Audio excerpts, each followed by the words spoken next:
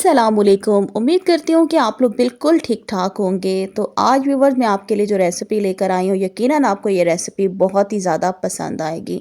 आज हम बनाने जा रहे हैं राजमा गोश्त की रेसिपी। आपने वैसे तो खाली राजमा बनाते ही रहते होंगे, लेकिन आज मैं आपको राजमा गोश्त के साथ बनाना सिखाऊंगी। आज हम जो राजमा बना रहे हैं मटन के साथ बना रहे हैं, जो कि निहायत ही बहुत ही मज़ेदार बनता है। तो वीडियो को आप लोगों ने शुरू से लेकर आखिर तक देखना। और वीडियो स्टार्ट करने से पहले मेरी आप सबसे रिक्वेस्ट है, अगर आपने हमारे चैनल अभी तक सब्सक्राइब नहीं किया, हमारे चैनल पे बिल्कुल नहीं है, तो जल्दी से हमारे चैनल को सब्सक्राइब कर दें। और वीडियो पसंद आए तो वीडियो को लाइक और शेयर करना बिल्कुल भी मत भूलिएगा। तो चलें जी, जल्दी से रेसिपी को स्टार्ट करते हैं।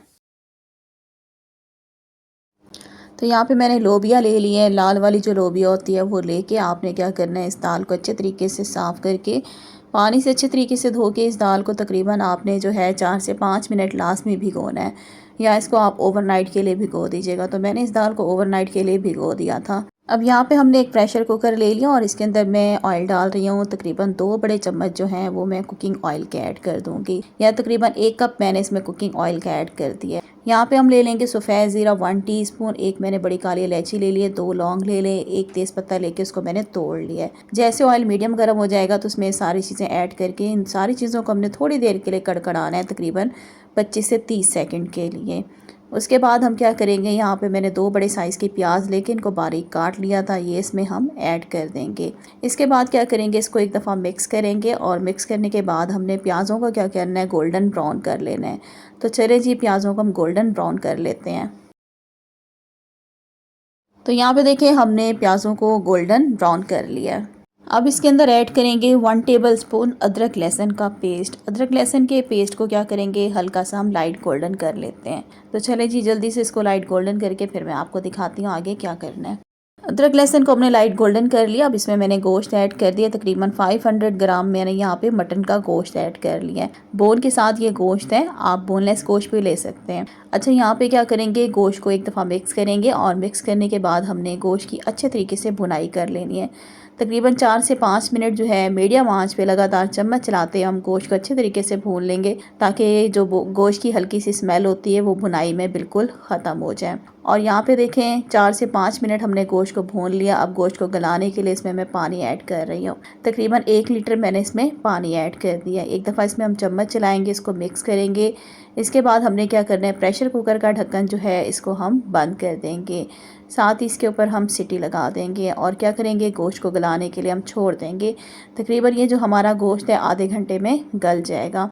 जब तक गोश्त गलते हैं तब तक हम क्या करते हैं, दाल को भी हम गला लेते हैं। प्रेशर कुकर लेंगे, इसके अंदर हम दाल ऐड करेंगे। साथ ही क्या करूँगी, इसमें पानी भी मैं ऐड कर दूँगी दाल को गलाने के लिए।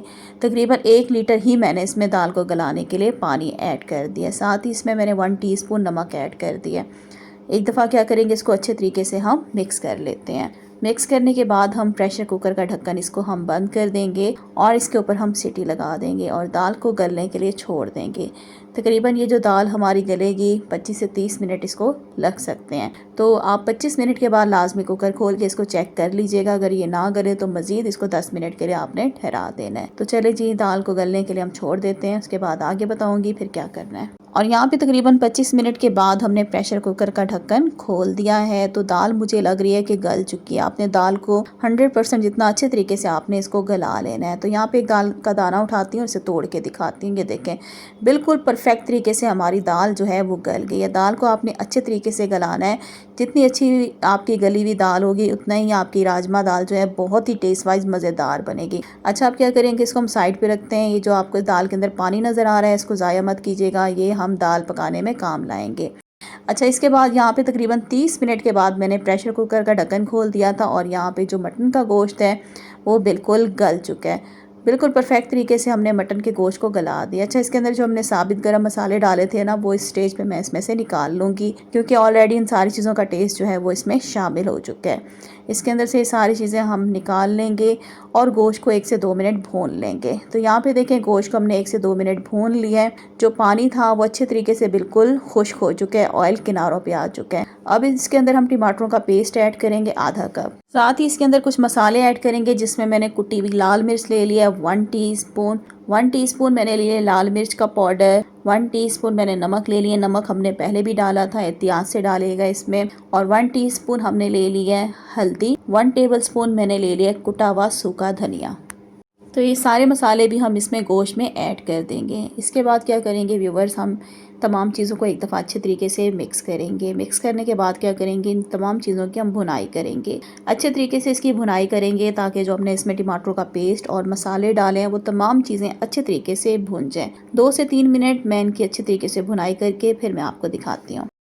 और यहाँ पे देखिए तकरीबन 2 से 3 मिनट अच्छे तरीके से हमने गोश्त को भून लिया। आप देख सकते हैं ऑयल जो है ऊपर किनारों पे आ चुका है। तो इसका मतलब है कि तमाम चीज़ें जो हैं वो बहुत अच्छे तरीके से हमने भून ली हैं।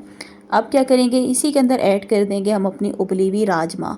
सारे इसमें मैंने ऐड कर दिए हैं, जो पानी था राजमा के अंदर वो भी मैंने इसी में ही डाल दिया है। एक दफ़ा क्या करेंगे, इसको अच्छे तरीके से मिक्स करेंगे। और मिक्स करने के बाद व्यूअर्स, अगर आप चाहें तो इसी स्टेज पे आप इसकी ग्रेवी जो है वो एडजस्ट कर सकते हैं। राजमा गोश्त जो होता है ना ही बहुत ज़्यादा पतला खाने में अच्छा लगता है और ना ही बहुत ज़्यादा गाढ़ा अच्छा लगता है। लेकिन एक बात का ख्याल रखिएगा कि जब आप दाल को नीचे उतारेंगे चूल्हे से, जब ये बन जाएगी तो थोड़ी पतली उतारेगा, क्योंकि मज़ीद रखे रखे भी ये गाढ़ी हो जाती है। अगर आपको इस स्टेज पे लगे कि दाल बहुत ज़्यादा गाढ़ी है तो आप इसके अंदर मज़ीद पानी डाल के भी इसको एडजस्ट कर सकते हैं, लेकिन मैंने इसके अंदर कोई पानी ऐड नहीं किया था। अच्छा, यहाँ पे मैंने 3 हरी मिर्चें काट के डाल दी हैं, थोड़ा सा हरा धनिया मैंने इसमें डाल दिया है।